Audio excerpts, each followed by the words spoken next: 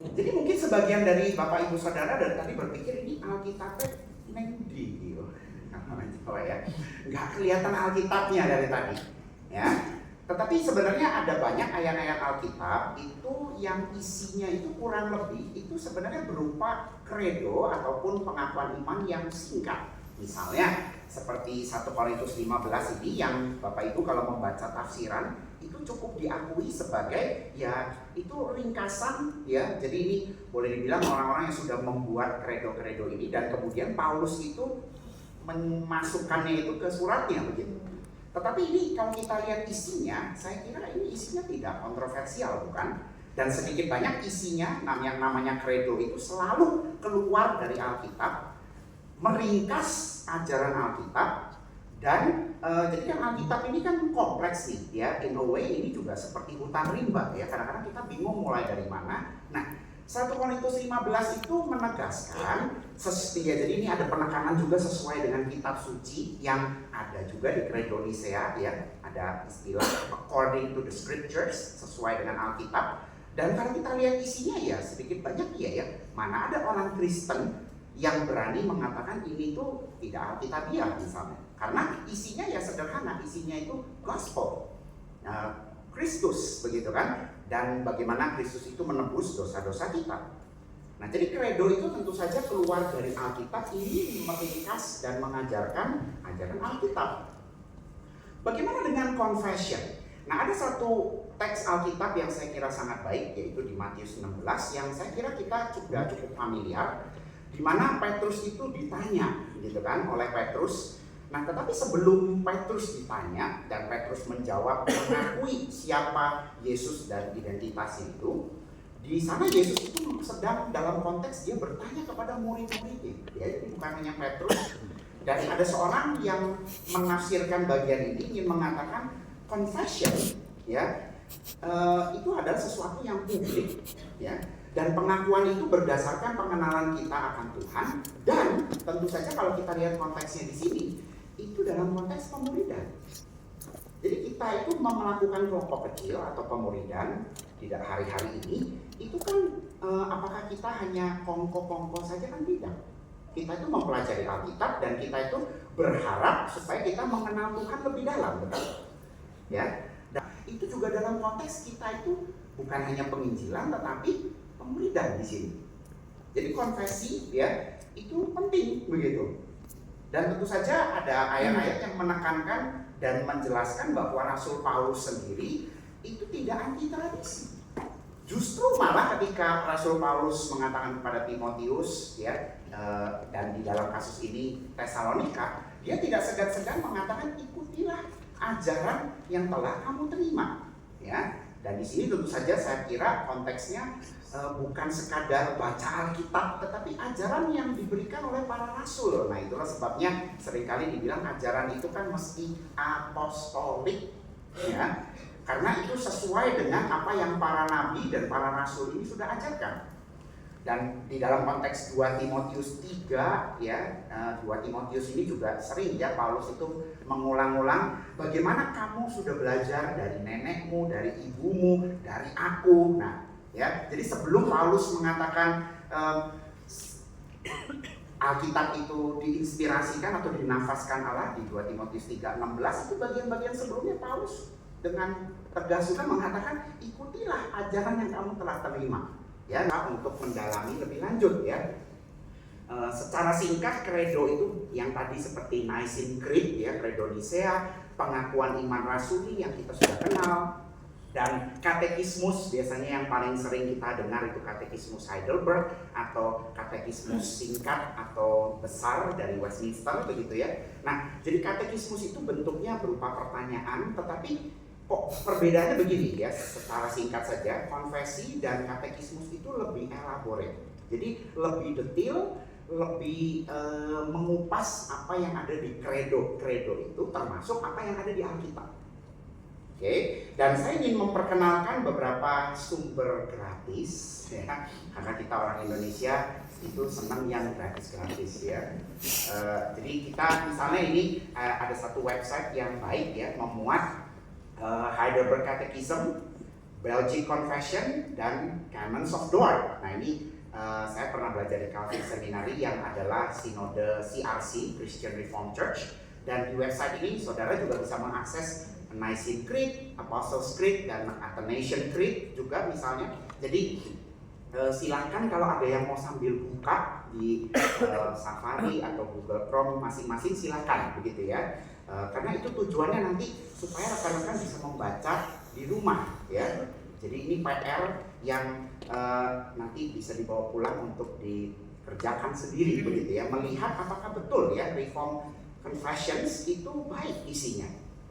Dan kalau yang ini ya, ini itu sering kali disebut dengan three forms of unity. Jadi gereja-gereja di Indonesia setahu saya kebanyakan itu tidak mengenal misalnya Belgic Confession ya. Heidelberg itu cukup populer, tetapi ini biasanya tradisi yang menerima 3 pengakuan iman ini itu disebut 3 bentuk kesatuan ya, three forms of unity. Jadi gereja-gereja Reform ada yang subscribe ya, tunduk kepada pengakuan-pengakuan iman ini, tetapi ada yang mungkin kita sudah kenal ya, Westminster Standards atau standar Westminster ya, Westminster Confession of Faith, katekismus besar dan katekismus kecil begitu ya. Nah ini juga ada secara ini sebenarnya rekan-rekan juga bisa mencari secara gratis begitu ya. Jadi sedikit banyak ini pengakuan iman Reform itu sebenarnya banyak sekali ya, bukan hanya 2 yang cukup utama ini. Rekan-rekan saya yakin di library kita juga ada ya. Jadi Reform Confessions itu Bapak Ibu kalau pengen tahu ya berapa banyaknya, itu ada 4 volume yang masing-masing volumenya mungkin ya hanya sedikit lebih tipis dari kotak tisu ini gitu kira-kira ya. Ada 4. Dan Bapak Ibu tahu 4 volume itu hanya abad 16 dan 17. Jadi ini memang orang Reform benar ya, tadi saya bilang tukang ngaku-ngaku ya. Tukang bikin confessions ya. Ini satu fakta yang menarik sebenarnya. Dan nanti signifikansinya kita akan explore di sesi di bagian yang ketiga gitu. Tetapi begini, saya rasa kalau membahas jadi kenapa orang Reform ini membuat konfesi sebanyak itu ya, dan tujuan mereka apa. Nah saya kira kalau kita tidak melihat lebih mendalam di tulisan orang-orang Reformnya ya, itu kurang afdol begitu kan. Jadi mari kita lihat tulisan misalnya si yang saya sebut Om Calvin ini ya. Jadi Om Calvin ini baru-baru ini institutes-nya diterjemahkan ke dalam bahasa Indonesia, which is very good. Tetapi saya berani taruhan, tidak banyak dari kita itu yang membaca bagian depannya atau tidak pernah membaca ya. Yang disebut ini sebenarnya kata pengantar yang dia tujukan kepada raja pada waktu itu. Dan Bapak Ibu Saudara, ketika saya membaca satu section ini ya, ini jadi saya pakai terjemahan Battles ya, yang jadi di buku yang Indonesia juga dari terjemahan itu. Ini ada sekitar 30-an halaman ya, tetapi isinya itu tambang emas menurut saya.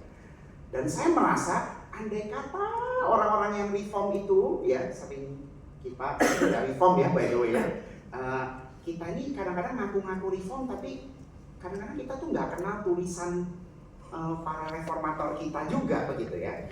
Dan di prefatory address ini, nah ini saya tampilkan jadi ini ada 8 atau 9 poin. Jadi itu poin nomor pertama itu kan tujuannya. Nah ada beberapa section dan khususnya perhatikan yang saya kasih warna merah ya. Jadi di situ Calvin itu ingin menjelaskan reformasi itu apa sebenarnya. Nah jadi di sini kita bisa melihat misalnya ada yang dipersekusi juga waktu itu. Tetapi di nomor 3, Calvin itu dengan cepat dia itu mengantisipasi ya dan ingin meluruskan beberapa tuduhan. Misalnya tuduhan apa? Kebaruan. Jadi orang Reform itu Calvin ya mewakili tradisi Reform waktu itu menolak tuduhan objection bahwa orang-orang Reform ini cari sensasi, pengen pecah, pengen keluar. Pakai alasan teologis begitu ya. Enggak, Calvin itu justru menjelaskan di situ loh. Enggak, kami itu enggak pengen baru-baru begitu. Dan tuduhan bahwa reformasi itu menimbulkan uncertainty itu juga dibantah oleh Calvin di sini. Dan itu sesuai dengan yang nomor 4 sebenarnya, tuduhan bahwa reformasi itu artinya ini 1500 tahun sebelumnya itu nggak ada gunanya. Nah ini di section nomor 4, bahkan Calvin itu mengatakan, bukan hanya Calvin menjawab tidak terhadap pertanyaan misalnya apakah kamu itu membuat gereja baru, justru Calvin itu ngomong yang sebaliknya. Kami dengan Anda, maksudnya gereja Katolik pada waktu itu, justru kalau kamu, ini saya parafrase ya, kamu kalau berani coba bandingkan kami dengan Bapak Gereja, kami pasti menang. Karena kesepakatan kami dengan antiquity, jadi dia pakai bahasa itu ya, dengan sesuatu yang sudah berjalan sekian lama itu lebih dekat. Jadi Calvin itu bahkan berani mengatakan seperti itu, ya. Justru dia mengatakan ajaran-ajaran gereja pada waktu itu, ya macam-macam dia list semuanya, itu sudah keliru. Bahkan di nomor 6 ini juga dia mengatakan errors about the nature of the church. Dan di sini dia juga membantah pemikiran gereja Katolik Roma pada waktu itu, atau lebih tepatnya menariknya para reformator itu tidak mengatakan mereka itu gereja Katolik Roma, tetapi gereja Roma. Jadi misalnya ini ada satu buku yang saya bawa ini ya, judulnya itu Roman but not Catholic. Ini yang menulis bukan orang Reform, dalam arti mereka itu Methodist, Wesleyan, Kenneth Collins and Jerry Walls, ya. Pak Charlson mungkin juga mengenal ya kedua, khususnya Ken Collins mungkin pernah ketemu. Tapi ini terbit di tahun 2017 ya. Intinya ingin mengatakan seperti yang dikatakan oleh Calvin, bahwa gereja Roma itu justru tidak Katolik. Kenapa? Karena mereka seolah-olah menjadi gereja yang eksklusif. Bahkan saking eksklusifnya sampai mengatakan, dan ini clear di Vatikan pertama khususnya, di luar dinding gereja Katolik itu tidak ada yang selamat. Tapi ironisnya, tradisi sebelumnya, khususnya gereja Ortodoks Timur ya, jadi ini kan tahun 1054 terjadi skisma agung, skisma besar. Ini juga sama nih, Ortodoks Timur juga nggak mau kalah kan, makanya keluar, mereka juga sama mengatakan yang di luar dinding gereja Ortodoks Timur, gitu ya, tradisi Timur juga tidak selamat, ya. Nah ini slogannya itu kan extra ecclesia nulla salus, outside of the church, dengan satu kardinal namanya Sadoleto, ya. Dan jadi Sadoleto sekali lagi mengirimkan surat ke Calvin. Jadi Sadoleto ini sebenarnya orang baik, ya, pastoral, dia tuh concern dengan keselamatannya Calvin karena kan dia keluar nih. Tetapi di situ Calvin sekali lagi nadanya itu mirip dengan yang di prefatory address tadi. Dia itu mengatakan kepada Sadoleto seperti ini. Dengan gereja universal atau Katolik huruf kecil, perhatikan, jadi bukan gereja Roma, kami itu menyangka bahwa kami memiliki perbedaan pendapat. Tidak, justru sebaliknya, sebagaimana kami menghormatinya sebagai ibu kami, maka kami ingin tetap berada di dalam pangkuannya, in the bosom of the church. Kesepakatan kami justru dengan ajaran sebelumnya jauh lebih dekat daripada kesepakatan Anda. Nah ini nada yang sama juga disampaikan di prefatory address tadi.